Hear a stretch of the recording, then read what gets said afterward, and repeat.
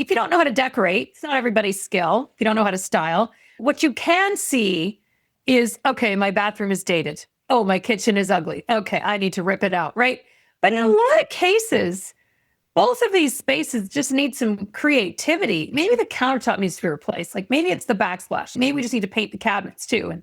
But in a lot of cases, I think a lot of people would be so much happier if they had like a decorated living room. So as I'm looking at these submissions that I'm getting from people that, are like, hey, come to my house and do a one-day makeover. It's like everybody has the gray world. Like everybody's got like a collection of gray furniture. And on the other hand, like nothing brings gray to life faster than color. You can easily add color to an all gray room and totally bring it to life. You're now listening to Design Curious, a place where you, creative one, are here to learn about what it really is like to be an interior designer. And I'm your host and mentor, Rebecca Ward. If you're worried about how to succeed in a creative career, if you're ready to learn your next steps to become an interior designer, and if you want the satisfaction of doing something you love every day, you are in the right place. Grab a coffee, a notebook, and let's dig into today's episode. Hello, and welcome to episode 186 of Design Curious Podcast. This week on the podcast, I am interviewing Maria Killam. I was very excited to have this interview because I have been following her for years, and she is just, in my mind, the color expert of all the industry. Maria is an internationally recognized color expert, design educator, and the creator of groundbreaking system for understanding undertones. For 17 years, she taught homeowners and designers how to create timeless, beautiful spaces through her blog, Color Me Happy, her e-design services, and her globally attended True Color Expert training. Known for her straight-talking, no-nonsense approach to color and trends, Maria is passionate about helping people to stop making costly renovation mistakes and instead create homes filled with joy, art, and personality. I know you're going to enjoy this conversation with Maria. The one episode I did about color way back was very popular, and I know that people are hungry to find out more about how they can really understand color because it's such a part of the design process. So I think you'll enjoy our interview today. Let's talk with Maria. Hi, Maria. Welcome to Design Curious Podcast. It's great to have you on today. I'm so excited to be here. Thanks for having me. Yeah, me too. I was just telling you that the color episode that I did a while back was one of our most popular. So I know that people are hungry for more information on color, how to select it, how to understand it. And so that's why I sought you out and asked you to come on the show because you are the color expert, in my opinion. So yes. Yeah. Awesome. Well, let's talk about how you became this expert. Where did you start getting into the world of color? Well, I was in a corporate job. I was the sales manager in the hotel industry, and I just kind of got into it. I don't know. I don't even remember how I got into it at this very moment, but it was just corporate and it wasn't creative. And I had been decorating for my friends and family all through my 20s. So then I started doing some personal growth and development training through Landmark Education. And the background of that training is every single course is always asking the question, are you living your life powerfully? Are you living a life that you love? And I was like, no, I'm not doing either one of those things. Oh, no. I was in my early 30s at this point. I decided that's it. I'm just going to do it. I'm just going to quit my job, which I actually would not recommend that you just drop everything and start a startup. But that's basically what I did. And I put an ad in the Yellow Pages, and the ad said, we use what you have to create affordable, incredible interiors. At the bottom, I wrote expert color consultation. Well, the ad worked, and one day someone called me and she said, I'm looking at all these beiges, and I see that, some have pink undertones and some have green undertones. Can you help me with that? And I said, absolutely. I had no idea what she was talking about. And of course, I decided, of course she didn't hire me. And so I decided, I better figure this out. So I found a 5-day color course in San Francisco led by a woman called Joanne Day, who I'm sure is long retired now. That was 28 years ago now. So I flew down, I painted for 5 days, and I decided I was going to be an internationally known color consultant. I came back, I wrote it on a sticky note, I stuck it up on my mirror, And basically, it's like, who knew I would get there through writing a blog called Color Me Happy, which I had still write twice a week. So yeah, I've been doing that for 18 years. I started writing my blog in 2008. So there are a lot of people that use my content as a total and complete resource for their new build or their renovation. Every question they have. I had someone email me the other or message me the other. She said, Maria, like, I'm just looking because like I'm doing a commercial hallway and I just want to know like which sheen. And then I didn't respond right away because I was in a meeting. So then a little while later, she sent me a note. She goes, "Oh, don't worry. I found it on your blog." I'm like, "Yep, that's how it is." Yeah. So then started writing my blog and the world changed after that. And I just was convinced up until that point that maybe I'm just going to be broke forever. Maybe I'm going to have to marry money in order to have it. So I started writing my blog, and that's when the world changed. And now I have a 7-figure business training and teaching homeowners and designers how to choose paint colors, how to choose finishes for everything in the home, how to do that in a timeless way. I think one of the reasons why they find me because they're looking for paint color, and then one of the reasons they stay is they're intrigued by the whole timeless conversation because nobody talks about that. Most designers are just like, going to trade events, for example, like they want to get up on what's trending so they can put that in their clients' homes. And my philosophy is very different from that. So, so that was a little kind of long, but anyway. Well, yeah. So then you took that course on color and then just started. Did you fall in love with color? Did you like? I did. Click with you, like, because I totally did. I thought, they can't see those undertones sometimes, and I think. Well, I mean, fast forward after I did that, I started working at a Benjamin Moore store, and then I started painting up these 8.5 by 11 boards, which I still sell on my website today, a collection of 50 neutrals and whites, and it comes with my Understanding Undertones color wheel that I invented. Yeah, and so I started to do color consultations using those big boards because that's what she did. What I learned in this course in San Francisco was that she would paint up these huge boards and leave them in people's homes. Well, I couldn't do that. So I started painting up the bigger samples, and you can't actually make a correct choice in the minutia of the correct and most useful neutrals unless you have a big sample to compare. Like you need to be able to pull out those big neutrals, pull out a range to go, oh, okay, yeah, this is pink beige, not green beige. Oh, this is, taupe, not violet gray, because the minutia of useful neutrals is really small and finite. Because one thing I noticed when I was doing color consultation after color consultation, I mean, I've been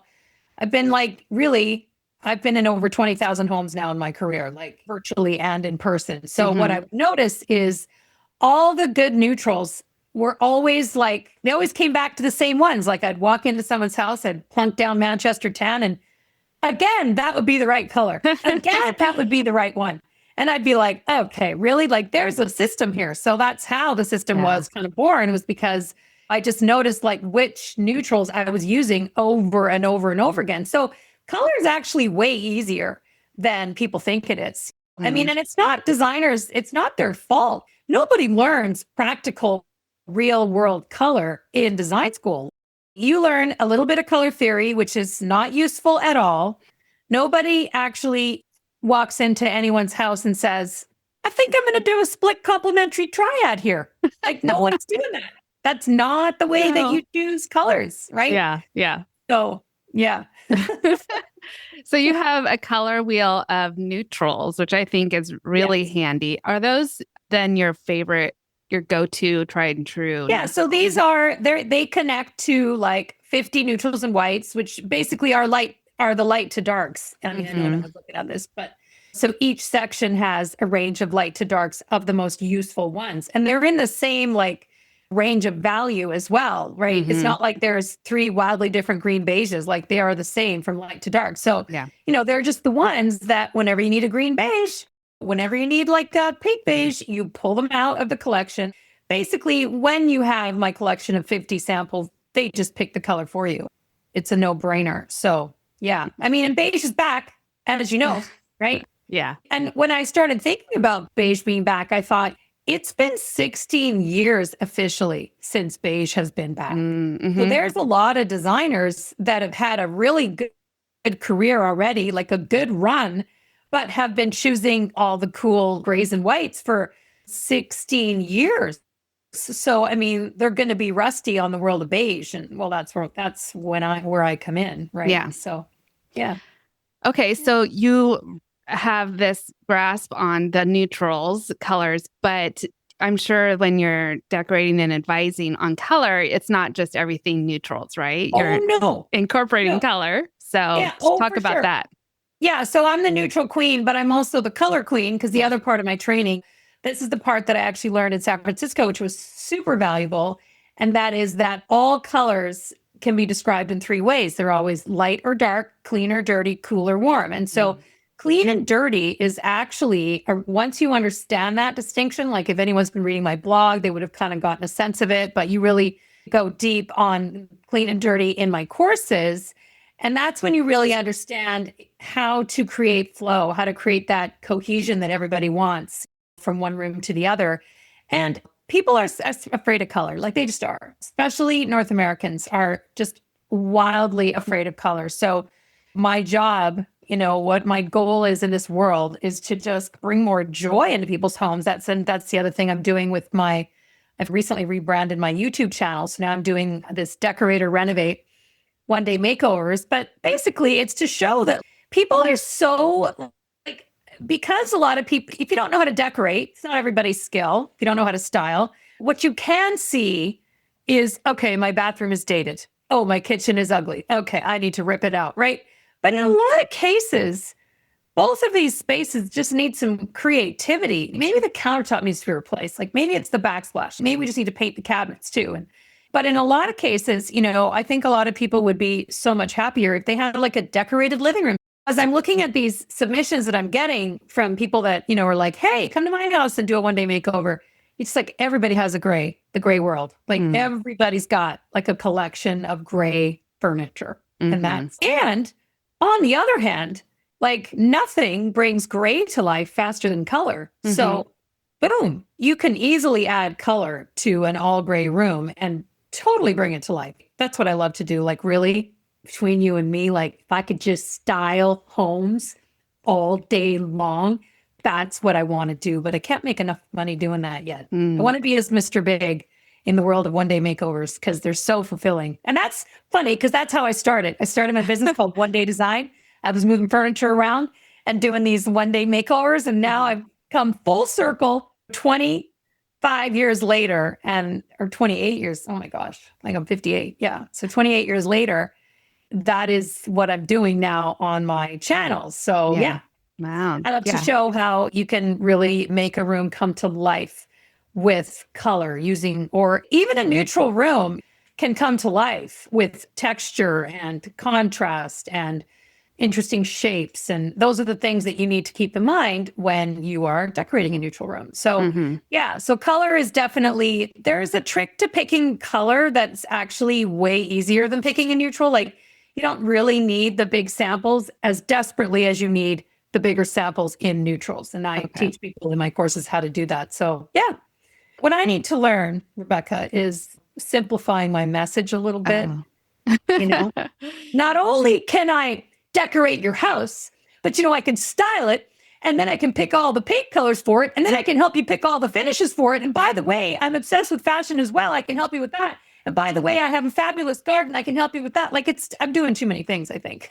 Multi-passionate. A lot of creatives are. So it's hard to streamline.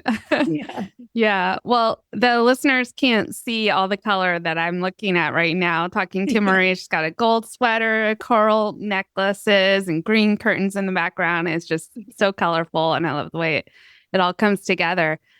So we talk a lot about timelessness, and there's a mindset that goes around that. And I'm sure you train designers how to do that, but you talk a lot to homeowners about that too. What are your top tips, I guess, for creating a timeless space? Because it seems like as a designer myself, I think most clients I talk to, they're like, oh, I want it to be really timeless. But then they tell me all these things that they've seen that are trending that they want in their home.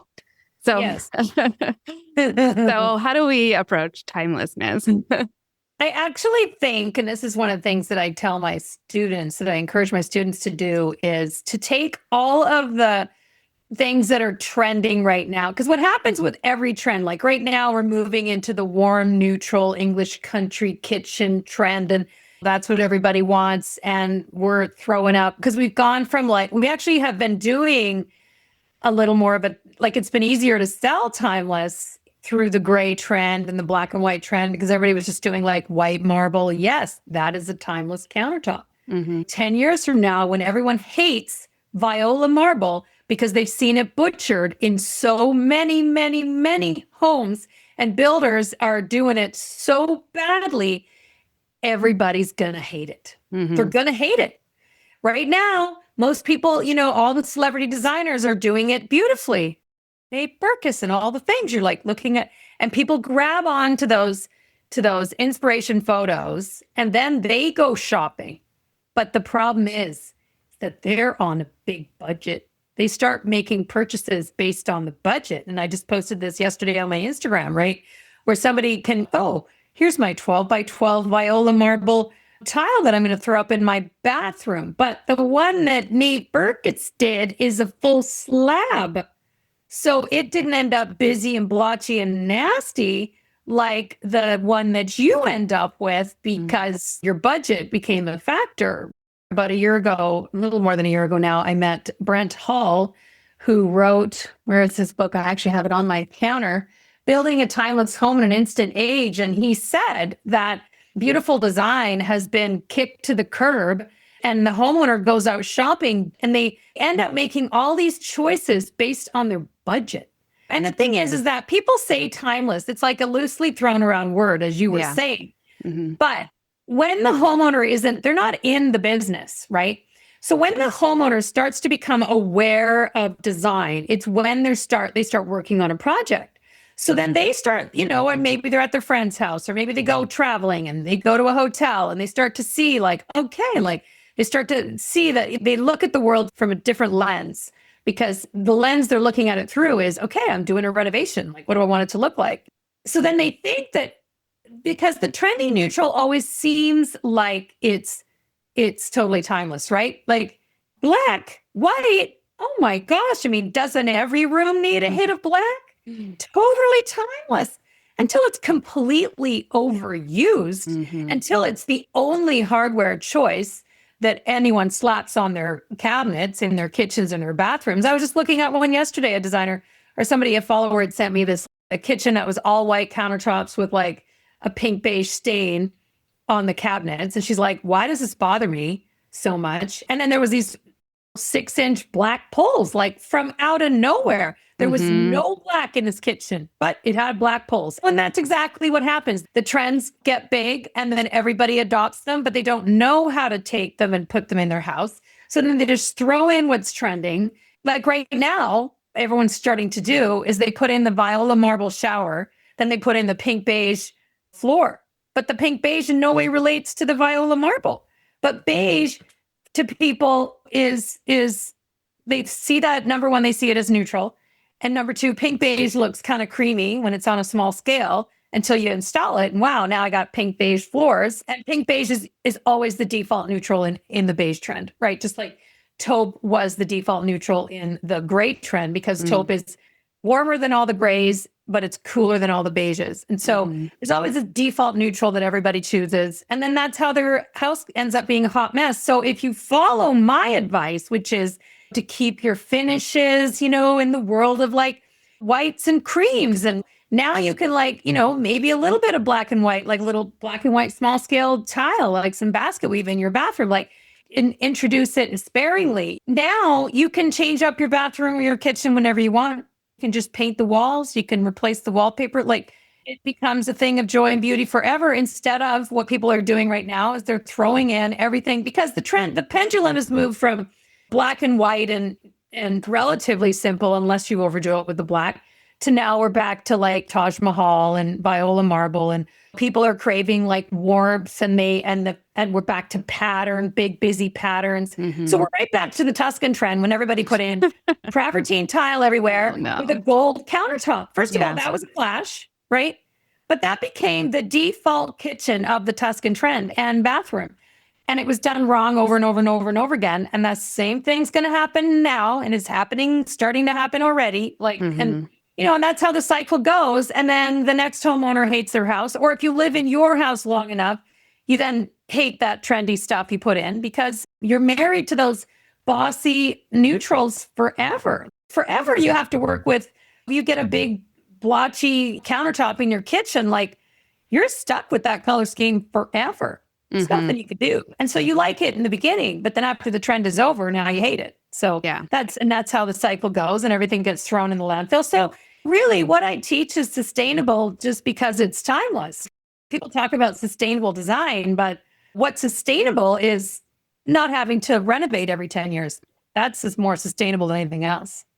Yeah, because it made me think of also wood stain colors, where like there was a time when red mahogany floors and cabinets were all the thing. You can't do a lot with that. It has to stay so warm with your paint colors and everything. That's a challenge. So making sure that you go with more neutral stain colors too as well. Yeah, that's right. Exactly. Make it timeless. That's right. Yeah, totally. Wow. Yeah. And I think probably underlying all of what you just said is that the homeowners need to recognize that they should get an expert on the job to help steer them away from just grabbing those trends that they don't know how to implement properly.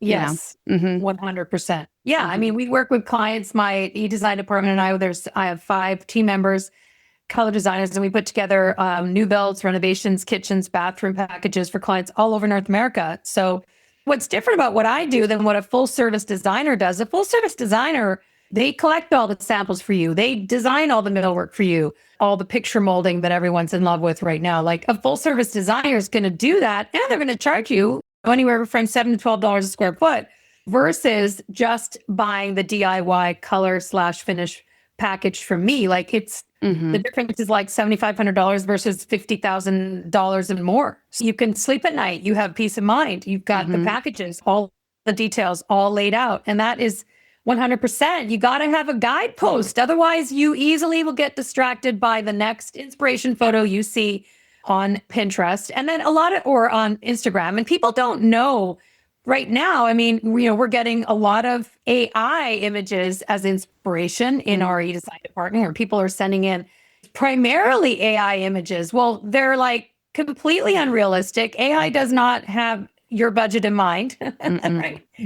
And it's filled with picture molding everywhere. And people don't even realize why they actually love that image as much as they do.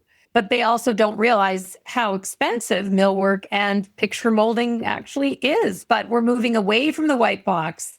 And that's why the world of traditional design and traditional elements, like all of this molding, is now suddenly trending in a big way as well.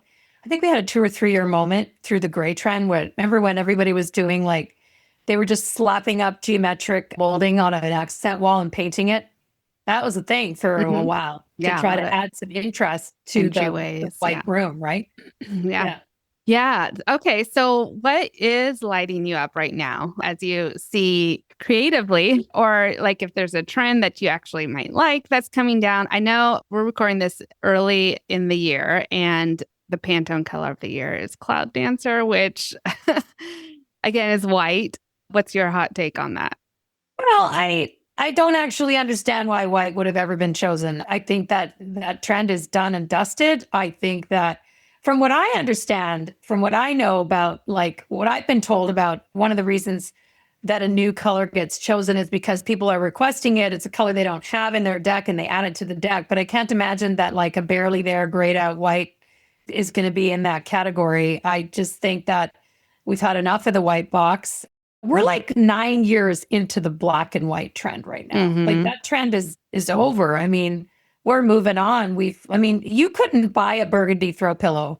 Like I'm not off the shelf. Yeah. Like this Christmas, especially when Ralph Lauren Christmas started to be like pitched everywhere by all the influencers. I mean, it's amazing how long it took actually for burgundy to come in, because I've been pulling burgundy out of dining rooms for decades. But it's back in again and everyone loves it. Brown is back, and it took 60 years for brown to come back. We had to really forget what it used to look like in the Tuscan house. And two trend cycles later, We went from the brown trend to the gray trend to the black and white trend. We're back to brown. We're back to beige is where we're at. I mean, brown, I don't see brown becoming as big right now as beige is it. Yeah. Beige is it. That's what we're doing to warm it all up. So I'm excited about the fact that color is back. I'm excited about the fact that beige is back because everybody will come running and do my work because they don't understand it. And that makes me happy. And I'm also excited about my one day makeover shows on YouTube. And yeah, so that's wonderful. Okay. Well, then let's tell everybody how they can learn more from you. So you talked about your blog. Again, what's the name of that? MariaKillam.com. Okay. Killam. And yeah, you can also find me on Instagram at Maria Killam. Yeah. And there's, this is coming out in April. I have a course in Chicago for designers. Chicago's training is May 14th and 15th. So if you'd like to polish up on your color skills and beige skills, or you want to create a side hustle, then that's the place to be. Yeah. Well, definitely. Yeah. And I think that you first came on my radar. A colleague of mine here in Sacramento, I think, took your class and told me about how she learned so much about reading the undertones because she was a newer designer and really didn't have experience with color. And she really appreciated that class. So that's when I first heard of you, but that was years ago now. So yeah. So, but I really do appreciate following your Instagram account, and I'm going to check out your YouTube channel too. Everybody loves a makeover, right? So everyone loves the instant gratification of a before and after. That's right. Yeah, for sure.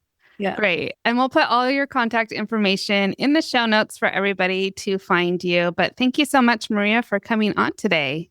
Thank you so much for having me.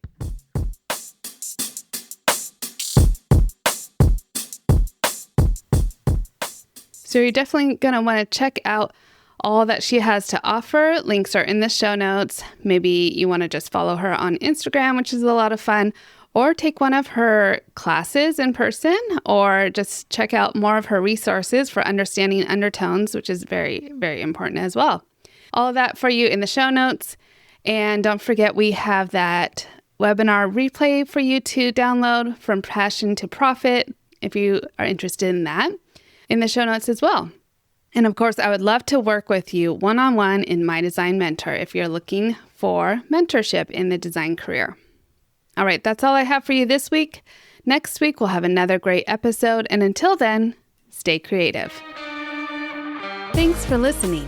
If you love this episode, please leave a rating and a review. This helps me reach other curious creatives like you. If you have a topic request or would like to contact me, simply head over to my website, rwarddesign.com, or email me at podcast@rwarddesign.com.